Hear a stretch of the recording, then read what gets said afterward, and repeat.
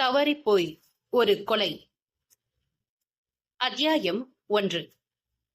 பாலம். கீழே காட்டாறு பொங்கி பெருகிக் கொண்டு ஓடிக்கொண்டிருந்தது. சமீபத்தில் பெய்த மழையில் அது 2 மடங்கு பொறுத்திருந்தது. பாலத்தின் மீது நின்று கொண்டிருந்தான் ஷியாம் பிரசாத். கண்கள் எதையும் பார்க்காமல் எங்கோ நிலைப்புத்திட்டு நின்றன. என்ன பூனம், உன்னோட வர சொல்றியா? இதோ வந்துட்ட என்று மென்மையாக சொல்லியவாறே வெட்ட வெளியில் நடக்க போனவனை, ஷியாம், என்ன பண்ற நீ என்று சொல்லி இழுத்து கீழே இறக்கினான் பவர்லால். பவர், என் பூனை என்ன கூப்பிடுறா, ஏன் என்ன தடுக்கிற நீ என்று ஏதேதோ உளறிய ஷியாம் பிரசாத் சில நிமிடங்களில் மௌனமானான். ஒருமுறை தன்னை உதறிக் கொண்டான். பவர், எப்படி இங்க வந்த என்றான். ஆமா, என்ன கேளு. நட்டன ராத்திரியில எழுந்து காடு மேடலா நடந்து இங்க பாலத்து மேல இருந்து குதிக்க போற அறிவு இருக்கா அவனுக்கு? கடிந்து கொண்டான் பவர்லால். அப்படியா? ஆச்சரியமாக கேட்டான் ஷியாம் பிரசாத். பிறகு, அவ வந்துட்டாடா பவர், என்ன கூப்பிட்டா, நான் அவன் பின்னாடியே போனேன் என்றான் ஆர்வமும் பயமும் இணைந்த குரலில். ஒளராத ஷியாம், பூனம் செத்து போய் 6 மாசமாச்சு. அவ வந்தாளாம், கூப்பிட்டாளாம். வந்தாடா, ஆவியா வந்தா. பல்லு கூட நீட்டிக்கிட்டு இருந்தது தெரியுமா? முதல்ல சிமெண்ட்ரிக்கு கூட்டிட்டு போனா அங்க இருந்தவன் என்ன பார்த்து அசந்துட்டான் தெரியுமா? ஏன் சார் இங்க வந்தீங்கன்னு கேட்டான். எப்படியும் இங்க தானப்பா வரணும்னு என்ன பைத்தியம் நினைச்சு போயிட்டான். வருங்காலத்துல தங்க வேண்டிய இடம் பூனமுடைய மரணத்திற்கு ஷியாம் தான் காரணமா? இங்க வந்த அப்படி இல்லை என்றால் அவள் ஆவி ஏன் துரத்துகிறது அவனை? மறுபடியும் அவள் சகோதரிக்கும் இந்த விவகாரத்திற்கும் என்ன தொடர்பு? படபடவென்று கண்டுபிடிப்பானா தர்மா? உடல் நடுங்கி தவறிப்போய் ஒரு கொலை. அத்தியாயம் 2. வாங்க பவர்லால், பிசினஸ் எல்லாம் எப்படி போயிட்டு இருக்கு? கொரோனாவால அதிக பாதிப்பு இல்லையே என்று குசலம் விசாரித்தவாறே வரவேற்றான் தர்மா. இப்பதான் பிக்கப் ஆகிட்டு இருக்கு என்றவாறே தர்மாவின் ஆபீஸுக்குள் நுழைந்தான் பவர்லால். ஒரு நமஸ்தே போட்டான். சொல்லுங்க, நான் என்ன ஹெல்ப் பண்ணணும் என்றான் தர்மா. தர்மா, பத்திரிக்கை விளம்பரமாலாம் அந்த விஷயமாலாம் இப்ப வரல, தனிப்பட்ட முறையில வந்திருக்கேன் என்றான் பவர்லால். தர்மாவின் புருவங்கள் சுருங்கின. விளக்கமா சொல்லுங்க என்றான். என் பார்ட்னர் ஷியாம் பிரசாத்த உனக்கு தெரியுமா? பாத்துருக்குற. அவங்க குடும்பமும் எங்களை மாதிரிதான். வெகு காலத்துக்கு முன்னாடியே ராஜஸ்தான்ல இருந்து இங்க வந்து வியாபாரம் ஆரம்பிச்சு இங்கே செட்டில் ஆனவங்க. ராஜஸ்தானி தெரியும்னாலும் வீட்டுல பேசுறது கூட தமிழ் தான். நல்ல பையன், ஜாலியானவன். அவனுக்கு இருக்க ஒரே குறை அவன் தங்கச்சிக்கு பேச்சு வராதுங்கிறது தான். ஆனா அவளும் லிப் ரீடிங் கத்துக்கிட்டு சைன் லாங்குவேஜ்ல வேகமா பேசுவா. ஷியாமுக்கு என்னோட தூரத்து சொந்தக்கார பெண்ணோட தான் கல்யாணம் ஆச்சு. பூனம் கம்ப்யூட்டர் இன்ஜினியரிங் படிச்ச கெட்டிக்கார பொண்ணு. வேலை பார்த்துக்கிட்டு இருந்தா தேவதையாட்டம் பெண் குழந்தை பிறந்துச்சு. அழகான சந்தோஷமான குடும்பம். 1 வருஷத்துக்கு முன்னாடி ஷியாம் பிரசாத்தோட அம்மாவுக்கு பக்கவாதம் வந்துருச்சு. அதுல இருந்து இந்த குடும்பத்துக்கு பிரச்சனை மேல பிரச்சனை. வேலைக்கு போய்கிட்டு இருந்த பூனமால அம்மாவை அட்டன் பண்ண முடியல.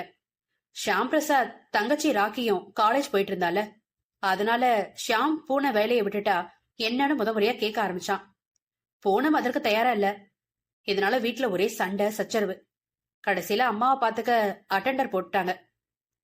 திடீர்னு 6 மாசத்துக்கு முன்னாடி ஒரு நாள் ராத்திரி 3 மணிக்கு கிளம்பி பூனம் தன் குழந்தைய கூட்டிக்கிட்டு காரை தானே ஓட்டிக்கிட்டு அம்மா வீட்டுக்கு வந்துட்டா.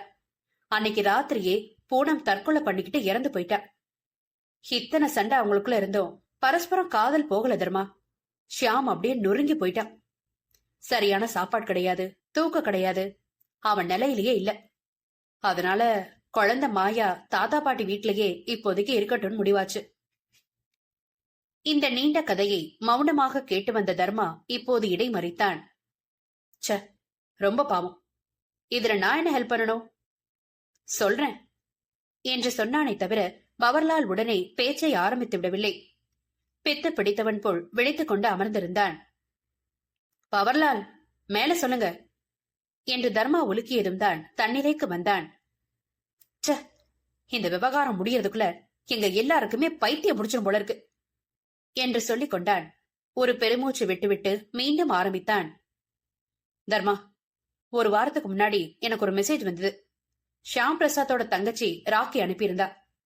ஷியாம் என்னவோ மாதிரி நடந்துக்கிறதாவும் அவளுக்கு பயமா இருக்கதாவும் சொல்லி என்ன உடனே வர சொல்லி கேட்டுட்டா. நான் உடனே ஓடினேன். அவன் தற்கொலை பண்ணிக்க போறேன்னு சொல்லிக்கிட்டு இருந்தான். அதோட இன்னொரு முக்கியமான விஷயம் அவன் சொன்னது. பேச்சை நிறுத்தி கண்ணை மூடிக்கொண்டான் பவர்லால். தர்மா கவனமாக கேட்டுக்கொண்டிருந்தான். பூனம கொன்னது நான் தான் பவர்னு அவன் சொன்னதை கேட்டு பிரமிச்சிட்டேன் தர்மா என்று பவர்லால் சொல்லவும் தர்மா அதிர்ந்தான். இது உண்மைதானா என்று கேட்டான். சான்ஸ் அதிகம் இல்லைங்கிறத அளவுதான் சொல்ல முடியும் தர்மா.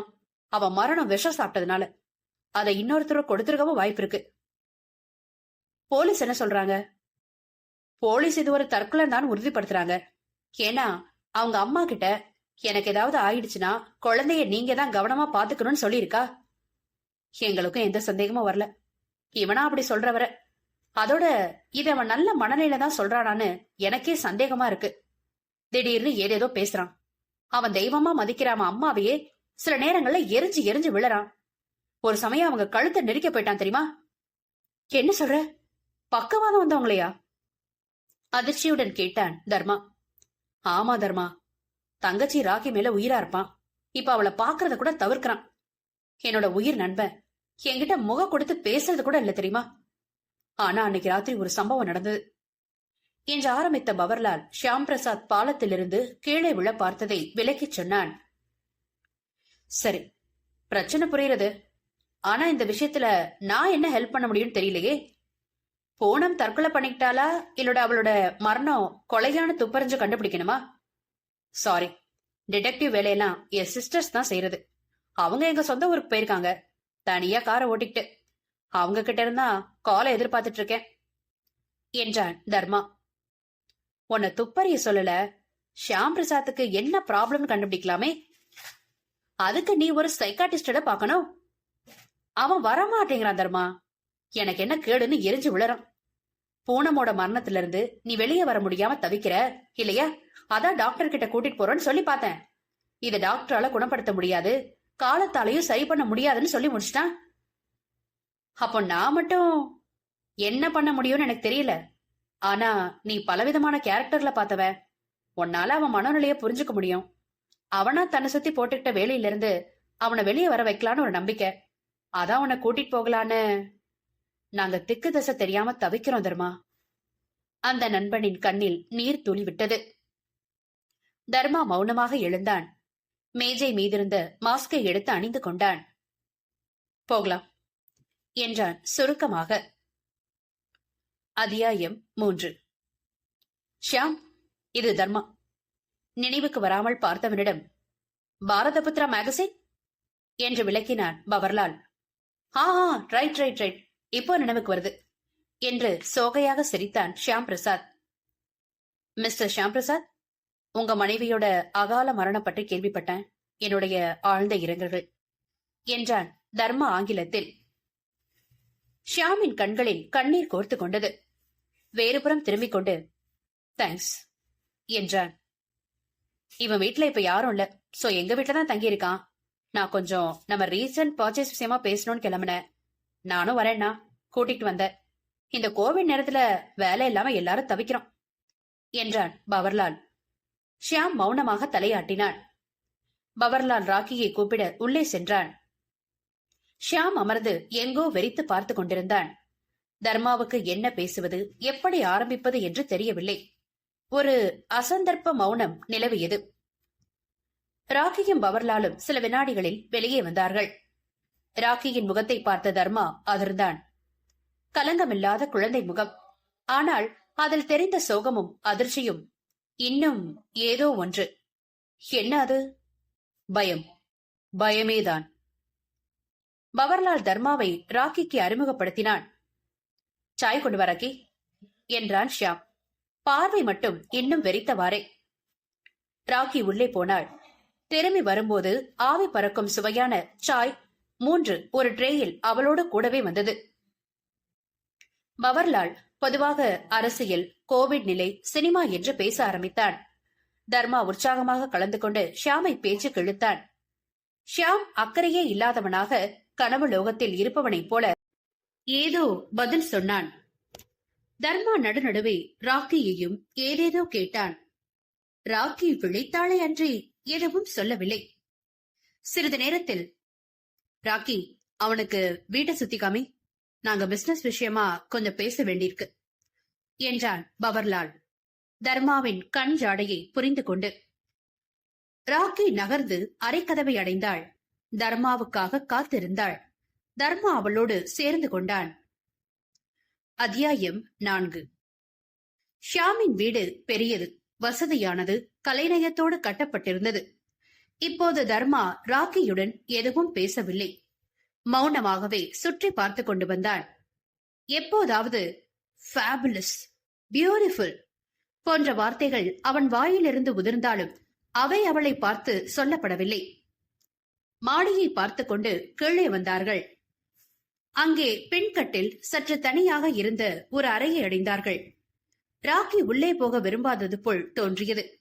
அதை உணர்ந்த தர்மா அவளை முந்திக் கொண்டு நடந்து உள்ளே சென்றான். அங்கே ஒரு கட்டில், ஒரு மேஜை மீது மருந்துகள், சில மருத்துவ உபகரணங்கள், தனியாக ஜன்னல் அருகே ஒரு பிரம்பு நாற்காலி. கட்டிலில் ஒரு வயதான பெண்மணி, ஷியாமின் தாயார் என்று புரிந்தது. உடல் சுருங்கி போயிருந்தது. ஆனால் பளபளக்கும் கண்கள். நாற்காலியில் சாய்ந்து கொண்டு ஒரு சூரிதார் பெண். அவள்தான் அட்டெண்டராக இருக்க வேண்டும்.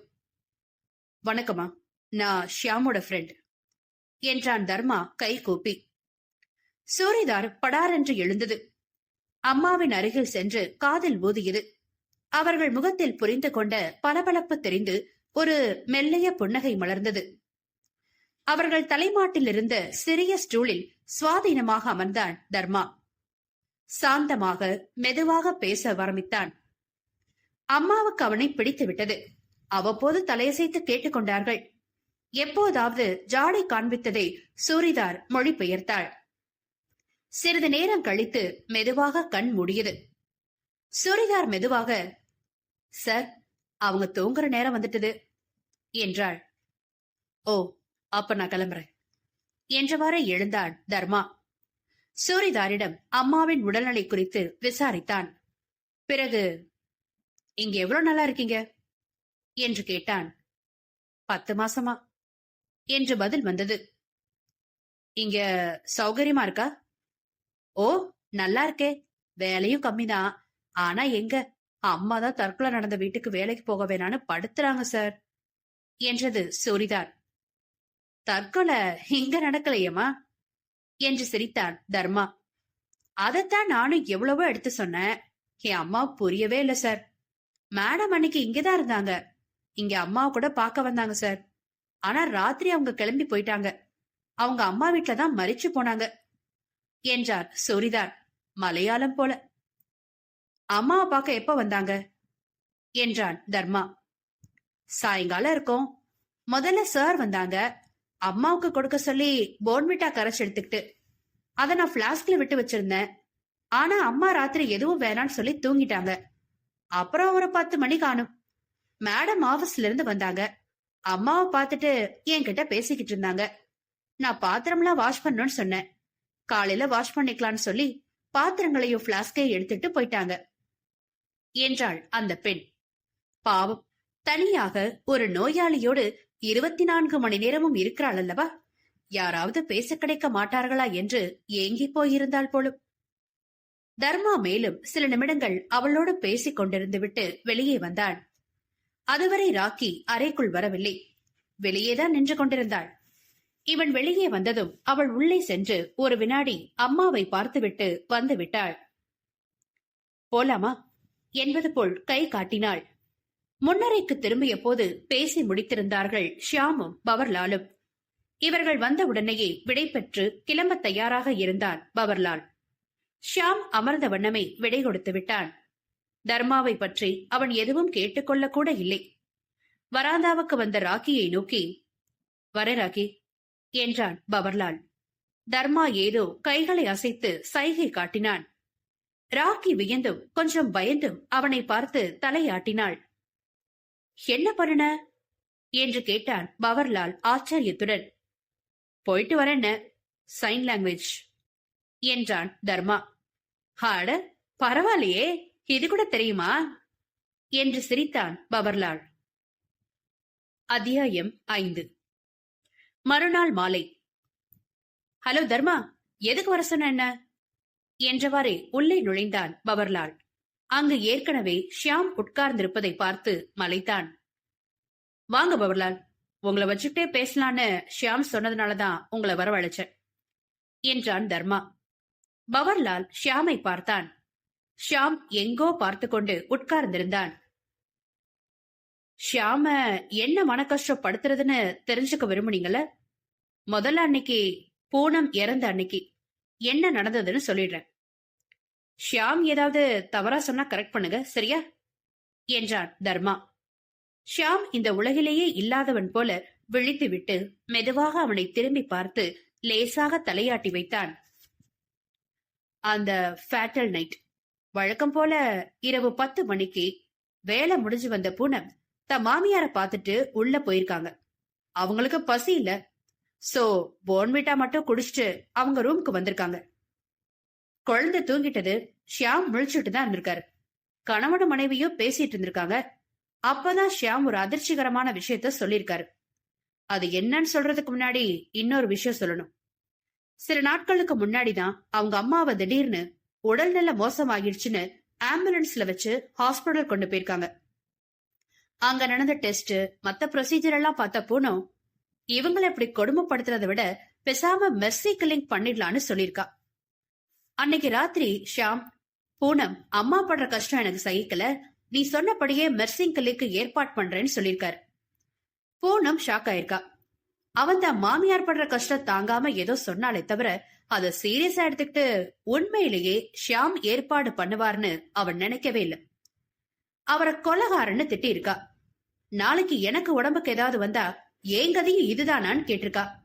அதுக்கு மேல அவர் முகத்தை பார்க்கவும் விருப்பம் இல்லாம குழந்தையை எடுத்துக்கிட்டு அவங்க அம்மா வீட்டுக்கு போயிட்டா என்றான் தர்மா. கண்கள் விரிய இதை கேட்டுக்கொண்டிருந்த பவர்லால், அடிப்பாவி, இந்த விஷயத்துக்காகவா தற்கொலை பண்ணிக்கிட்டா போன? இதை ஈஸியா சால்வ் பண்ணிருக்கலாமே. என்கிட்ட சொல்லிருந்தா உடனே வந்து நான் அற விட்டுருப்பனே. அவனுக்கு இந்த மாதிரி ஐடியாஸே வராம பண்ணிருப்பனே என்றான் வருத்தத்துடன். தர்மா பவர்லாலை உற்று பார்த்தான். பவர் பாய், உங்களுக்கு புரியலையா? பூனம் தற்கொலை பண்ணிக்கதே இல்ல என்றான். அப்ப அது கொலைதானா என கேட்டான் பவர்லால் ஆத்திரத்துடன். அப்படின்னு சொல்ல முடியாது, விபத்துன்னு வச்சுக்கலாம் என்றான் தர்மா. பவர்லால் எதுவும் புரியாமல் வெளிப்பதை கண்டதும் தொடர்ந்தான். அன்னைக்கு ஷியாம் மெர்சி கில்லிங்காக விஷத்தை போன்விட்டாவில கலக்கி அம்மாவுக்கு கொண்டு வந்திருக்காரு. அம்மா அதை குடிக்காமலே தூங்கிட்டாங்க. அதை எடுத்துட்டு வந்த பூனம் பசி இல்லாததுனால அதை வேஸ்ட் பண்ண வேண்டான்னு குடிச்சிட்டாங்க. அவங்க அம்மா வீட்டுக்கு போன பிறகு விஷம் ஒர்க் பண்ணிருக்கு, பரிதாபமா இறந்து போயிருக்காங்க என்று விளக்கினான். பிறகு, சரிதானே மிஸ்டர் ஷியாம் பிரசாத் என்று கேட்டான். ஷியாம் தலையாட்டினான். தெரிஞ்சோ தெரியாமலோ தன்னுடைய மனைவியோட மரணத்துக்கு தானே காரணமாயிட்டோம் என்ற குற்ற உணர்வும் அன்னைக்கு ராத்திரி அவ திட்டின வார்த்தைகளும் ஷியாமோட மனதை பிசைஞ்சிருக்கு. தான் அம்மா விஷயத்துல கொலகாரனா இருந்தோம், காதல் மனைவியை தானே கொண்டுட்டோங்கிற பயமும், அதீதமான பாசம் வச்சிருந்த மனைவி திடீர்னு இறந்துட்ட அதிர்ச்சியும் அவரை பயங்கரமா தாக்கியிருக்கு. அதுதான் பூனமோட ஆவியா அவரை துரத்தி இருக்குன்னு நினைக்கிறேன். நல்ல சைக்காட்டிஸ்ட் கிட்ட ட்ரீட்மெண்ட் எடுத்துக்கிட்டா சீக்கிரமா சரியாயிடுவாரு. பிளீஸ் ட்ரீட்மெண்ட் எடுத்துக்கோங்க ஷியாம், உங்க குழந்தையோட எதிர்காலத்தை நினைச்சு பாருங்க என்று நெகிழ்ச்சியுடன் சொன்னான் தர்மா. ஷியாம் பேச வார்த்தையின்றி தர்மாவின் கைகளை பிடித்துக் கொண்டு தலையசைத்தான். பவர்லால் நிம்மதியுடன் அவனை பார்த்தான். பிறகு, ரொம்ப தேங்க்ஸ் மிஸ்டர் தர்மா, என் மேல 2 கொலைப்பழி விழுந்துருமோன்னு பயந்து எதுவும் சொல்லாம என் மனசுல புழுங்கிட்டு இருந்த விஷயங்களை வெளியே கொண்டு வந்திருக்கீங்க. இப்ப எவ்வளவு நிம்மதியா இருக்கு. நான் டைரக்டா போலீஸ்க்கு போய் இந்த விஷயம் எல்லாமே ஒப்புக்க போறேன். அவங்க என்ன தண்டனை கொடுத்தாலும் கொடுக்கட்டும் என்றான். தர்மா ஒரு சிறிய காகிதத்தில் ஒரு தொலைபேசி எண்ணை எழுதி நீட்டினான். இன்ஸ்பெக்டர் போஸோட நம்பர், என் ஃப்ரெண்டு தான், உங்களுக்கு ஹெல்ப் பண்ணுவாரு என்றான். ஷியாம் பவர்லாலை பார்த்து தலையாட்டி விட்டு வெளியேறினான். அத்தியாயம் 6. எக்ஸலன்ட் தர்மா, மலை போல வந்த பிரச்சனைய ஒரே நாள சால்வ் பண்ணிட்டியே. ஒரே ஒரு சந்தேகம், ஷியாமும் அவனோட மனைவியும் என்ன பேசிக்கிட்டு இருந்தாங்கிறது உனக்கு எப்படி தெரிஞ்சது என்று வியப்புடன் கேட்டான் பவர்லால். எனக்கு எப்படி தெரியும் பவர்பாய்? தெரிஞ்சவங்க சொன்னாங்க. என்ன முழிக்கிறீங்க? அன்னைக்கு ராத்திரி காத்து வராம வெளிய தோட்டத்துல நடமாடிக்கிட்டு இருந்த ராக்கி தற்செயலா ஷியாமோட ரூம்ல திறந்திருந்த வெண்டிலேட்டர் வழியா பார்த்தப்போ அண்ணனும் அண்ணியும் ஏதோ மெர்சி கில்லிங்னு பேசுறாங்களேன்னு நின்னுருக்கா. லிப் ரீடிங் மூலமா எல்லா விஷயமும் தெரிஞ்சிட்டு இருக்கா. அவளை இன்னைக்கு மறுபடியும் போய் பார்த்தேன். சைன் லாங்குவேஜ் மூலம் அதத்தான் சொன்னேன் நேத்து. அவ எல்லா விஷயமும் சொல்லிட்டா என்றான் தர்மா. அவளுக்கு இந்த விஷயம் தெரியும் மட்டும் உனக்கு எப்படி தெரியும் என்றான் பவர்லால். பவர்லால், எனக்கு என் தங்கைகள் மாதிரி துப்பறிய தெரியாது. எந்த சயின்டிபிக் நாலேஜும் கிடையாது என்றான் தர்மா. பவர்லால் மறுக்க அதை கண்டு கொள்ளாமல் தொடர்ந்தான். ஆனா எனக்கு மனித முகங்களை படிக்க தெரியும். நீங்க என்ன முதல்ல பார்த்தப்போ ஷியாம் ராக்கியை விட்டு ஒதுங்கறதா சொன்னீங்கல்ல.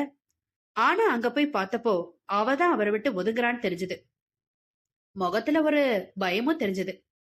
சரி, இவளுக்கு ஏதோ விஷயம் தெரியும்னு அப்பவே கெஸ் பண்ணிட்டேன். இன்னைக்கு அவளை சந்திச்சு தைரியம் சொல்லி விஷயத்த சொல்லுமாறு வற்புறுத்தினேன். முதல்ல ரொம்ப தயங்குனா, தனக்கு எதுவுமே தெரியாதுன்னு மறுத்தா. முடிவுல எப்படியோ அவளுக்கு என் மேல நம்பிக்கை வந்தது. அவளுக்கு தெரிஞ்ச எல்லா விஷயமும் சொல்லிட்டா.